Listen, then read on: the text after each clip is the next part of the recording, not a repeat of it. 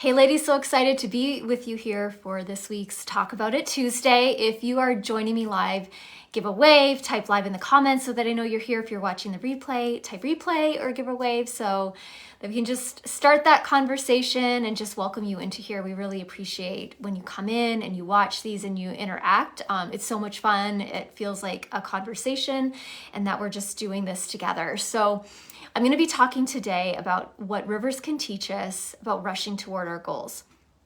So if you've been seeing our posts in this group, for April, we are focusing on renewal, especially around 4 key areas that often come to mind when we think about physical health. And so we're starting with hydration today. So as I was asking God, like, what should I do this Talk About It Tuesday on? It just made sense to connect it to water in some way. And I wanted to, there's just this moment, this teaching moment that God had for me as I was out of the weekend, or I was out of town for this past weekend at a retreat, and what I'm going to be sharing has just been sitting with me, and I thought it would be helpful too, and it just again starts to connect some of the dots. So here we go, what rivers can teach us about rushing toward a goal. So here's the backstory. So as I was flying from, it ended up being Newark, because that was a connecting flight, Newark to the Houston area of Texas, thankfully the skies were clear like in the latter half of the trip. So in the last hour or so, I was just looking out the window. I love having window seats. Looking out the window at the land below, and God just kept drawing my eye toward the rivers, that they were just really standing out to me. And as I was focusing on that, the thing that stood out the most was how curvy the rivers are. Like, so curvy, like, like this, doing something like that. And as I'm looking at them, I'm like, and I'm someone who I love efficiency. That's a high value of mine. So the thoughts that were coming to mind as I'm looking at these rivers from, however many thousand feet up, I'm like, that doesn't seem very efficient. Like, why would the water go in a curve instead of just a straight line? Like, it would get to where it's going a heck of a lot faster. Like, it seems kind of a waste to have it curved like that. And literally it was annoying me and bugging me to like, I couldn't let it go. It's like in my head, I'm having this dialogue, like, God, that doesn't make any sense. Like, why would it be like that? And because I could not let that idea go. I'm like, okay, there's gotta be some sort of lesson in this as to why rivers are curvy, because knowing that God is an intentional creator, he just doesn't do something haphazardly, that he is very purposeful in how he designed life and the earth and all of that. So I'm like, okay, there's got to be something to it. There has to be some good intentional reason as to why God would want the rivers. I'm talking about the rivers in the plains, flat area, versus rivers that are in rocky areas are kind of confined to that environment, which, that's kind of a sermon in itself, I'm sure, or a teaching in itself. But the rivers in the water and the rivers in the plains specifically curve. And so I'm like, okay, if this is really bugging me and I'm having a hard time on my own coming up with a reason why, I'm like, I just need to do some research. So I was like Googling, why are rivers curving? Like, what is the benefit of rivers curving? And it's like, bingo. It was, just so cool. So I've been thinking about this like all weekend. I'm like, I know there's so many applications to this. So I'm going to share with you what I learned, and then we're going to apply it back to our goals. So physically, the reason why rivers end up curving when they're in a flat plane, it's kind of like, this is just the way it is, the way that God set it up, is when a river, if it starts out straight, at any point where the side of the bank, again, we're not talking about rocks, we're talking about where the land is softer, like soft earth, or where some of the bank might be softer material than rock. Wherever there, like if an animal tunneled into that spot, or maybe the kind of ingredients of the soil are softer. So what happens is, as the water, if it starts out straight, it starts to erode away one side of that riverbank. So again, maybe an animal tunneled into the side of the bank. And then as the river starts to, as that's being tunneled, the water starts to rush in and fill that space. And so what happens is when the water starts to fill that hole, it pulls the energy away from the outside of the riverbank and over, it starts to rush over to where that hole is. So then it starts to, and as this continues on over time, it starts to create more of a curve. And then once it starts to create that curve, then the water starts to, there's actually a video on this, so I may drop the link below so you could actually visually see this. But as the river starts to go past that curve, it kind of pings off another bank, and then that creates a depression, and it starts like, it kind of like goes like this. So what is really cool is that geologists, scientists, whoever studies these things, figured out that the ratio stays the same for the amount of curves based on the size of the river. So if you have a skinny river, like the ratios of the curves are, the ratio is the same for a larger river. So if you think about, I guess, the Nile, like the ratios of the curves, so that might do more of like a lazy curve.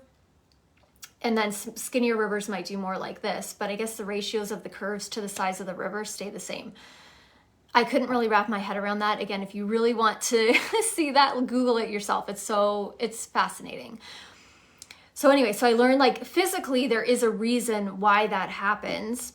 And then sometimes, depending on how curvy it gets, sometimes the banks start to come together and then the water does go straight, like it pushes through, because it's like the path of least resistance, essentially, is what's happening. So I'm like, okay, so now I learned like logically, physically, why this happens. But then again, I knew that God had something more for that. So I'm like, okay, what is the purpose in that? Again, it's not just because this is the physical reality. Like God had intention as to why that is kind of, I guess, a law in nature, that in the flat plains, this is what rivers are going to do. And so what I learned is that if a river was just straight, especially in floodplains, that the river would move at such a speed that it would cause more erosion, that it would also, it would move minerals and nutrients, things that are in the water that actually need to sustain probably plant life, maybe microscopic aquatic life, maybe bigger, like more obvious to our eyes life, that the nutrients wouldn't be there. So life literally couldn't survive because everything would essentially be washed downstream. And it's even been shown when humans try to mess with God's design and try to straighten out rivers, that actually creates havoc above stream as well as below stream. So apparently I'm not the only one that's had the thought of, wow, like that's really an inefficient way to move the river. Like, let's just make it straight, but it creates problems. It may alleviate flooding, for example, in that area. That's sometimes why humans would mess with the curvature of the river, but it could actually create flooding conditions or other issues upstream or downstream. So anyway, it's like, okay, I get it now. And so what happens is, because the river curves, because those curves help slow the progress of the water down, then suddenly you have those minerals, the nutrients staying in the river so that life can flourish. Okay, so what does this have to do with our goals?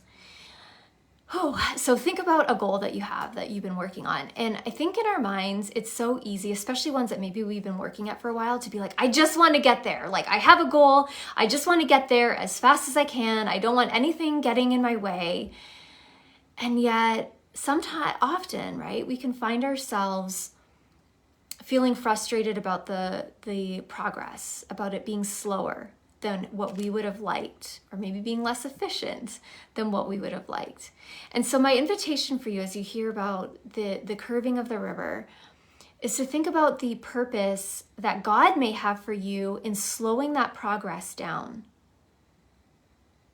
Okay, slowing it down. Maybe ask him to show you, is there something he wants to learn in that? Is there some way that maybe he wants to nourish you in the slowing of the process? Is there something, as we think about the deposits in the water, are there things that he wants, are there nutrients or something that he wants you to take with you, like kind of picking up the sediment? Does he want you to pick stuff up and bring it downstream a little? Or does he want you to deposit it, leave it there? Like, think about the river and the movement of the water, the picking up of deposits, letting things go. Is there something related to a goal that he wants to get across related to that, to how rivers move, to how they bend and curve?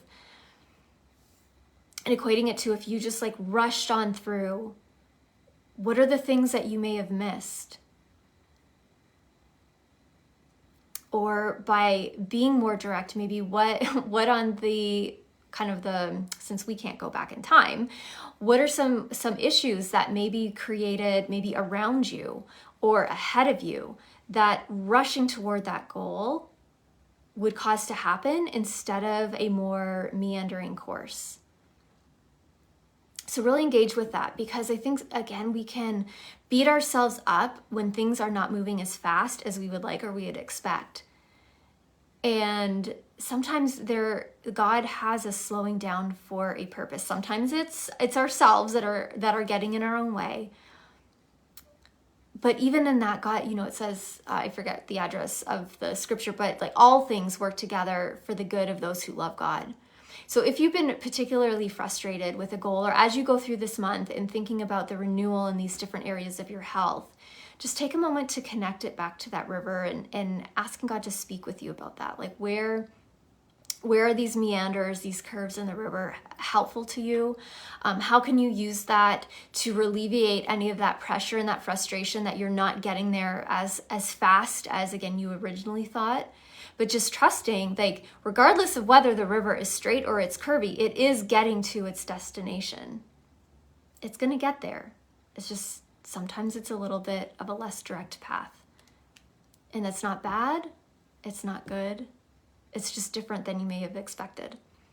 Okay, so I hope that was helpful. Drop any nuggets or takeaways that you got from this. If anybody comes to mind that you're like, I think they really need to hear this, if they're in the group, tag them in it. If they're not in the group, add them into the group and then tag them in this as well to just share it out. Because I know that these things, when God gives me or he gives Aaron these ideas, it's not just for us, it's for others too. So help us share that out as well. And again, just share your takeaways. All right, have an amazing day. Bye.